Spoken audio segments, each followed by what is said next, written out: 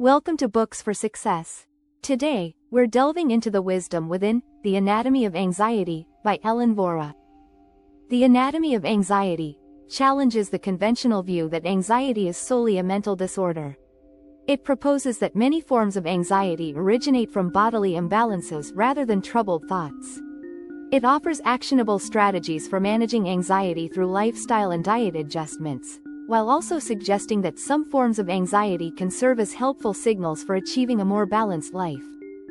Before we begin, subscribe and ring the bell for notifications if you want to keep receiving the knowledge of book summaries about health, wealth, love, psychology, and much more. Don't be shy about dropping your book suggestions for us to summarize. Also, you can use this video as an audiobook summary. Let's grow and succeed together. What's in it for me? Learn to decode your anxiety. Anxiety has been part of the human experience since ancient times. The Roman philosopher Cicero wrote about it in 45 BC, describing it as a disorder of mind and body. In recent years, anxiety disorders have become increasingly prevalent, with approximately 300 million people worldwide affected. The United States, in particular, has seen a sharp rise in anxiety rates, with a 30% increase from 2008 to 2018. Are you tired of feeling overwhelmed by anxiety? Do you long for a deeper understanding of your restless mind and a practical approach to finding calm? This summary offers a fresh perspective on anxiety, viewing it not just as a problem to solve, but as a potential guide to greater health and growth. You'll learn the difference between false anxiety, rooted in physical imbalances, and true anxiety, which signals a need for deeper change.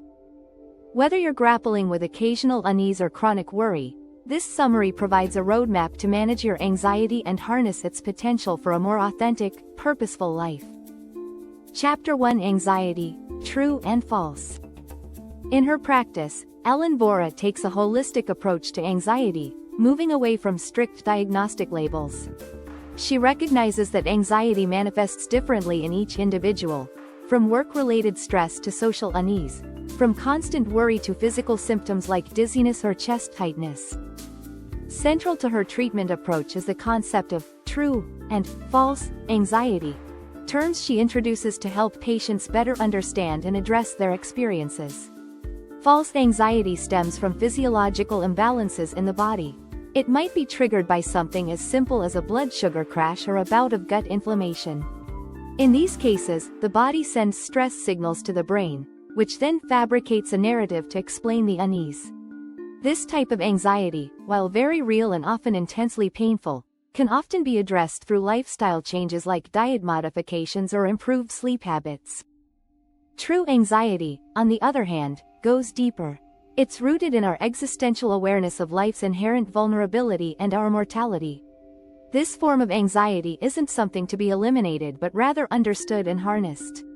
True anxiety can serve as an internal compass, guiding us toward what really matters. It might push us to confront uncomfortable truths, make important changes, or pursue paths more aligned with our values and abilities. So Vora's approach is to address false anxiety first. In doing so, you can clear the noise and better tune into the messages of your true anxiety. This approach encourages you to view anxiety not just as a disorder to be cured, but as a complex aspect of the human experience that, when properly understood, can lead to improved health, personal growth, and a deeper sense of purpose. In the next section, we'll look at two common sources of false anxiety: sleep and food. Chapter 2: Reclaim Your Natural Rhythm.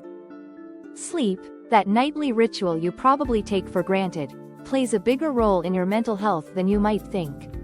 It's the unsung hero in your battle against anxiety, a powerful ally in maintaining mental health. The relationship between sleep and anxiety is two-way, each influencing the other. When you're chronically sleep-deprived, you're essentially inviting anxiety into your body. On the flip side, when anxiety takes up shop in you, it often brings along its troublesome friend, insomnia, with it. It can be hard to get a good night's sleep these days. A cacophony of artificial lights and electronic devices conspire to throw off your natural rhythm. Our ancestors relied on the sun to tell them when to wake and when to rest. Now we've got Netflix binges and doom-scrolling sessions keeping our bodies alert when they should be winding down. But there are ways to reclaim your body's natural rhythms, starting with embracing natural light. Try stepping out into the morning sunshine. This isn't just a nice way to start the day, it also helps set your internal clock. And when evening rolls around, dim the lights and consider sporting some blue light blocking glasses. Think of it as creating a sunset for your brain. If you're really struggling with sleep, you could try this rather unconventional solution: camping. Pitching a tent and spending a few nights under the stars can work wonders for resetting your circadian rhythm. It's like pressing the factory reset button on your sleep-wake cycle. No artificial lights, no blaring alarm clocks. Just you, nature, and the natural ebb and flow of light and darkness. And when it comes to timing, research on hunter-gatherer societies finds that people typically go to sleep about 3 hours after sunset. What you eat also has a big impact. Do you ever wake up in the middle of the night feeling inexplicably anxious? It's probably as a result of your blood sugar. Nighttime sugar crashes cause a spike of cortisol and adrenaline that can jolt you awake, as well as give you nightmares. The fix? Consider a spoonful of almond butter before bed to help keep your blood sugar stable throughout the night, paving the way for uninterrupted, anxiety-free sleep. The struggle to prioritize sleep in today's world is so common that some cultures have coined specific terms for it. The Chinese concept of revenge bedtime procrastination refers to the behavior of staying up late scrolling through your phone or watching TV, not because you're not tired, but because you're subconsciously trying to reclaim some me time after a day of obligations. Recognizing this pattern can be the first step in addressing it and finding healthier ways to balance personal time and sleep. In the end, good sleep isn't just about logging hours in bed. You need to work with your body, not against it. With a little understanding and some tweaks to your habits, you can set yourself up for a calmer and more balanced mind. Chapter 3: Eating for Calm. Have you ever noticed how a sugary treat can leave you feeling jittery and on edge an hour later? Or how a hearty, home-cooked meal can make you feel grounded and content? These aren't coincidences. The connection between what you eat and how you feel runs deep. Your body requires specific nutrients to function optimally, including to produce neurotransmitters, those chemical messengers that regulate your mood and anxiety levels. When you're missing vital nutrients, your body sounds the alarm, triggering feelings of scarcity and unease. These can spiral into full-blown anxiety. So what should you be eating? Picture a plate divided into quarters. 1/4 protein, 1/4 starch, and a full half dedicated to vegetables. You're not counting calories or macros here, rather you're ensuring that you're providing your body with ample nutrients. Vegetables, in particular, are powerhouses of vitamins, minerals, and antioxidants that support brain function and help keep anxiety at bay. When it comes to carbohydrates, the story isn't as simple as carbs are bad. In fact, for many people struggling with anxiety, especially women of reproductive age, including carbs in their diet can bring relief. The key is to choose the right kind. Starchy vegetables like sweet potatoes, plantains, and squashes offer a steady supply of energy without putting you on the blood sugar roller coaster that refined carbs do. This consistent blood sugar can signal to your body that food is abundant, quieting the stress response that often masquerades as anxiety. Fat, long vilified in diet culture, deserves a place of respect on your plate. For some, increasing the intake of certain healthy fats can be one of the quickest ways to improve anxiety symptoms. Focus on naturally occurring fats from sources like avocados, nuts, coconut, and well-raised animals. These fats are more recognizable to your body and less likely to provoke inflammation. On the flip side, industrial vegetable and seed oils, despite their healthy-sounding names, can be highly inflammatory and potentially harmful. So what shouldn't you eat? Highly processed foods, human-made fats like trans fats and margarine, and added sugars are the usual suspects. These modern food inventions can wreak havoc on your body, destabilizing blood sugar and promoting inflammation, both of which can exacerbate anxiety. But make sure striving for dietary perfection doesn't become its own source of stress. You don't need to follow these guidelines flawlessly 100% of the time. Instead, make informed choices and do your best within the constraints of life. Nourishing your body is, of course, about your physical health, but at the same time, you need to create a foundation for your mental well-being. Chapter 4: Getting stress out of your body. Imagine a rabbit frozen in fear as a wolf approaches. In an instant, its body decides: run, fight, or play dead. The rabbit goes limp, appearing lifeless. Once the danger passes, it shakes vigorously, discharging the pent-up stress from its body before hopping away. Note the last step, the release. Humans, faced with our own metaphorical wolves, often lack this. We try to power through, suppressing our body's natural stress response, and then wonder why we feel perpetually on edge. Your autonomic nervous system, your body's unconscious regulator of arousal, plays a crucial role in this dance. It's not as simple as an on-off switch between fight or flight and rest and digest. Recent research, known as polyvagal theory, paints a more nuanced picture.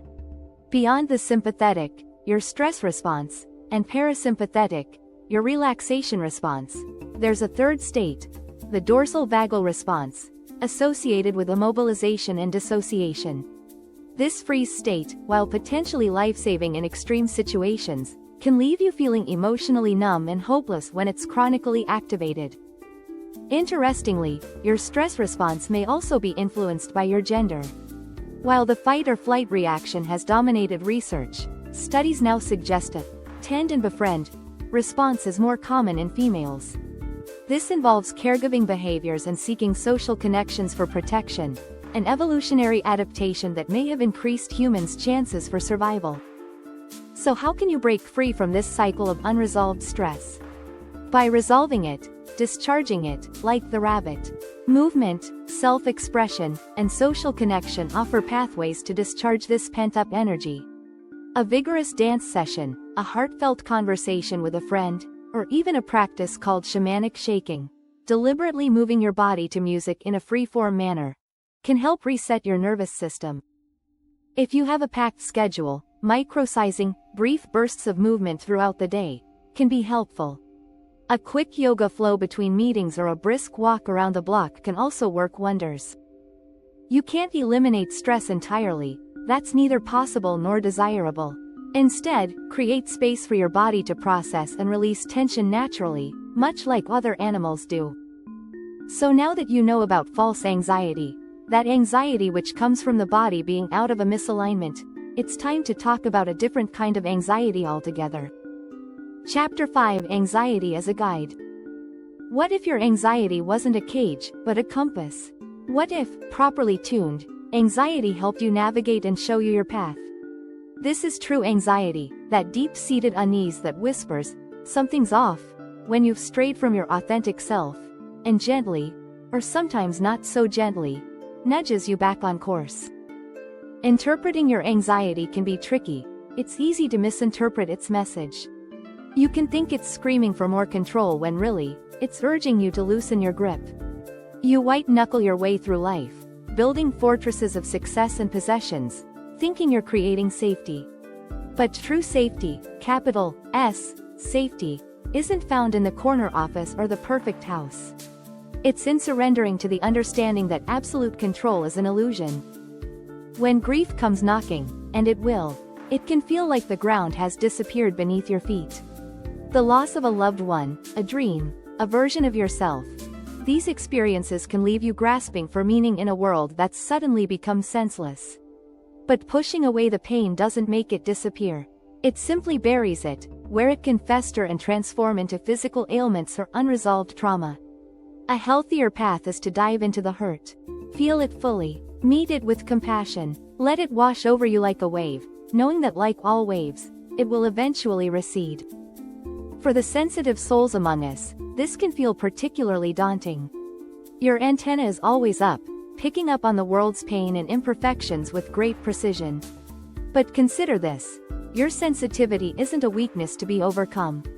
It's a strength that allows you to feel the world's truths more viscerally, to create more deeply, to love more fully. Yes, you might feel anxiety more acutely, but it also means you have a unique capacity to transform that anxiety into purposeful, meaningful action. Final words: the main takeaway of this summary is that anxiety isn't a simple disorder, but rather has multiple meanings. By distinguishing between false anxiety, stemming from physiological imbalances, and true anxiety, rooted in existential awareness, you can address immediate concerns through lifestyle changes while also harnessing anxiety as a guide toward personal growth. To tackle false anxiety, focus on improving factors like sleep and nutrition, while learning to discharge stress in effective ways. Meanwhile, embrace true anxiety as a compass for authenticity and meaningful action. Once you've turned down the noise, your anxiety can be a useful signal guiding you to what matters. Thanks for being part of our insightful voyage. If our summary piqued your interest, we encourage you to dive into the complete book for a deeper understanding.